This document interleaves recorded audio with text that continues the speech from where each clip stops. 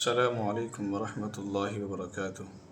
اللہ سبحانہ و تعالی ہم سب کو ہمیشہ اپنی رحمتوں کے سائے میں رکھے، تمام دیکھنے اور سننے والے احباب آپ کی مشکلات آسان فرمائے اور آپ کو بے شمار خوشیاں عطا فرمائے۔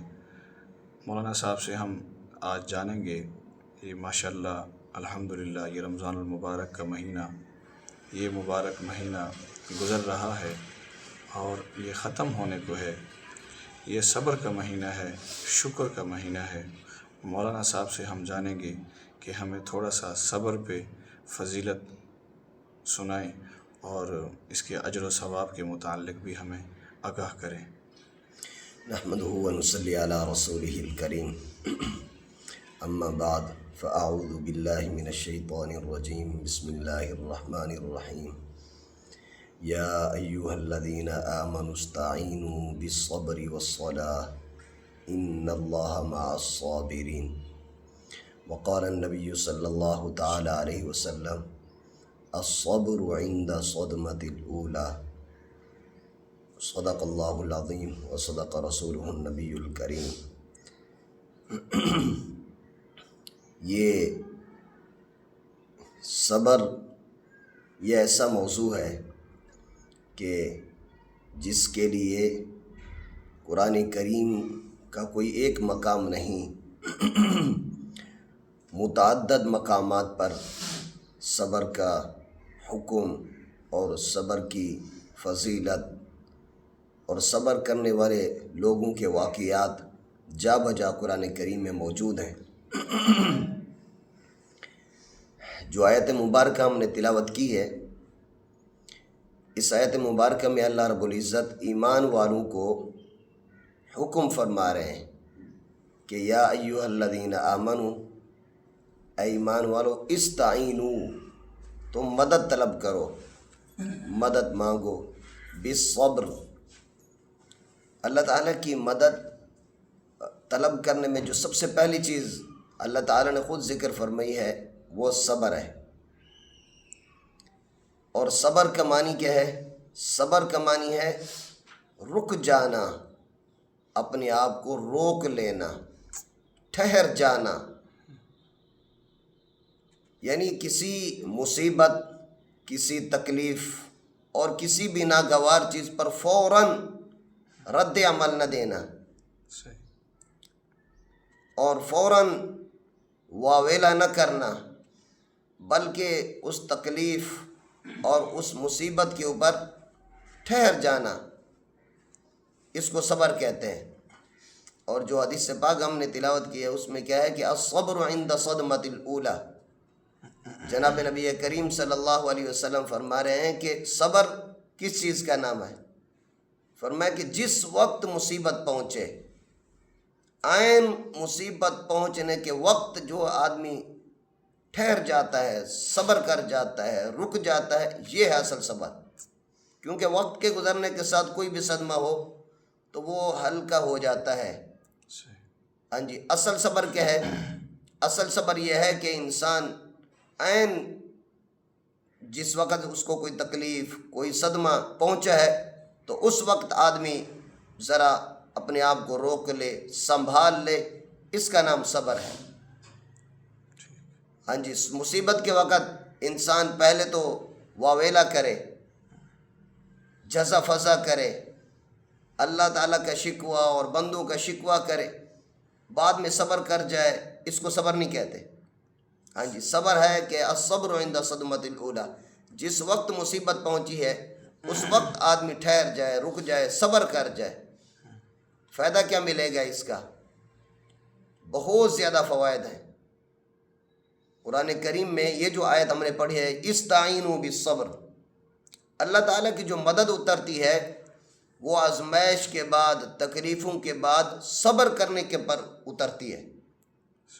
ہاں جی، آج ہم پر کوئی تکلیف پہنچے، فوراً انسان کو، چونکہ اللہ تعالیٰ نے فرمایا کہ وَكَانَ الْإِنسَانُ عَجُولًا، فرمایا کہ انسان بہت زیادہ جلد باز ہے، اور دوسری کا فرمایا خُلِقَ الْإِنسَانُ عَجُولًا، انسان جلد باز پیدا کیا گیا۔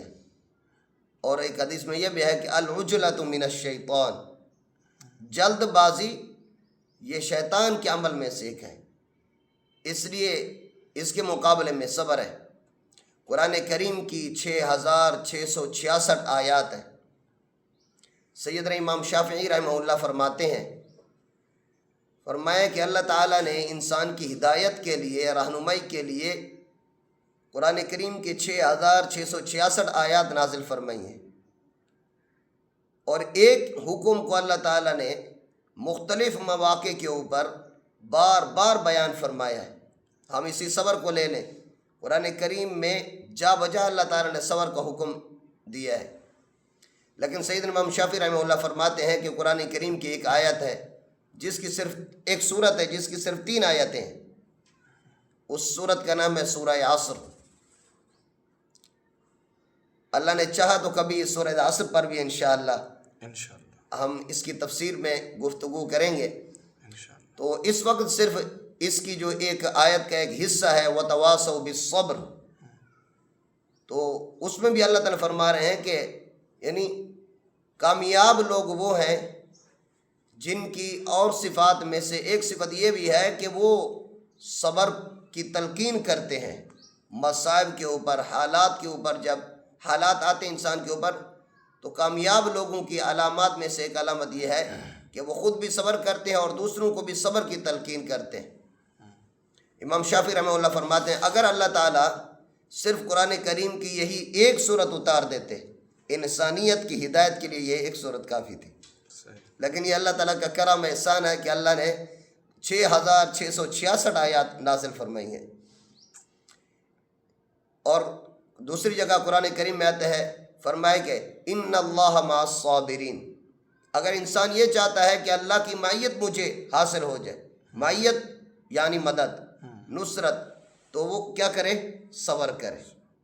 اور ایک اور جگہ فرمایا انما یوفی الصابرون اجرہم بغیر حساب، فرمایا کہ اللہ تعالیٰ کے ہاں صبر کرنے کا اجر بغیر کسی حساب کے۔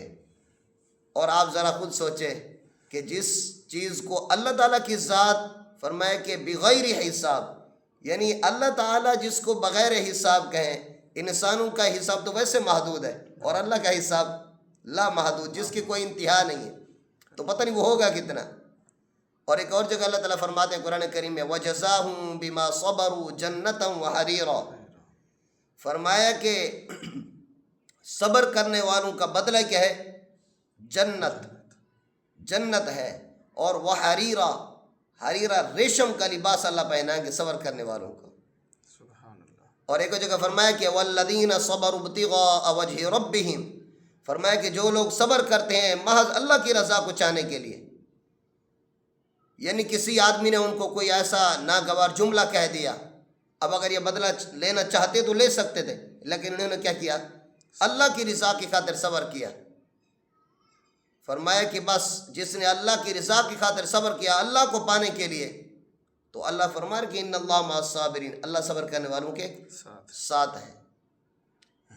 اور اسی طرح انبیاء علیہ الصلاۃ والسلام کے واقعات میں کیا آتا ہے؟ وَجَعَلْنَاهُمْ أَئِمَّةً يَهْدُونَ بِأَمْرِنَا لَمَّا صَبَرُوا، فرمایا کہ اللہ تعالیٰ نے تکلیفوں کے اوپر، مصائب کے اوپر صبر کرنے کے بدلے میں دنیا میں اللہ نے ان کو امامت عطا فرمائی۔ اور وَكَانُوا بِآيَاتِنَا يُوقِنُونَ، اور آخرت میں ان کے لیے وہ چیزیں ہیں، وہ اجر و ثواب، وہ نعمتیں ہیں جن کا وہ یقین رکھتے ہیں اللہ تعالیٰ کی ذات سے ملنے کا۔ تو اس لیے صبر یہ کوئی معمولی چیز نہیں ہے، اس لیے کوئی بھی حالت آئے، تکلیف آئے، مصیبت آئے تو انسان کو چاہیے کہ وہ انسان جزع فزع نہ کرے، وہیں ٹھہر جائے، رک جائے، صبر کر لے اور اللہ کی رضا پر راضی ہو جائے۔ حدیث پاک میں آتا ہے کہ جب آدمی کو کوئی تکلیف پہنچے اور وہ اس تکلیف کے اوپر الحمدللہ کہے اور انا للہ و انا الیہ راجعون پڑھ لے، فرمایا کہ اللہ تعالیٰ جس چیز جو تکلیف اس کو پہنچی ہے اللہ تعالیٰ اس سے اس آدمی کو بہترین چیز عطا فرمائیں گے۔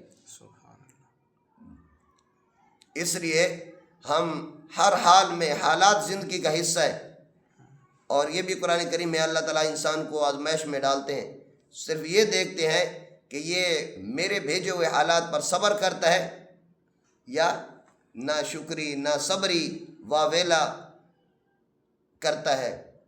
تو اس لیے جب اللہ تعالیٰ سے حالات آ رہے ہیں تو ہم صبر کریں، اور صبر ولتصبر ولتحتسب، حدیث میں بھی آتا ہے کہ تمہیں چاہیے کہ تم صبر کرو اور اللہ سے ثواب کی امید رکھو۔ اللہ تعالیٰ ہمیں ہر حال میں صبر اور شکر کرنے کی توفیق نصیب فرمائے۔ وآخر دعوانا ان الحمد للہ رب العالمین۔ شکریہ مولانا، اللہ تعالیٰ آپ کو جزائے خیر عطا فرمائے۔ انشاءاللہ آپ ہمارے ساتھ جڑے رہیے، ملتے ہیں ایک نئے موضوع ایک نئے سبق کے ساتھ۔ جزاکم اللہ خیرا کثیر۔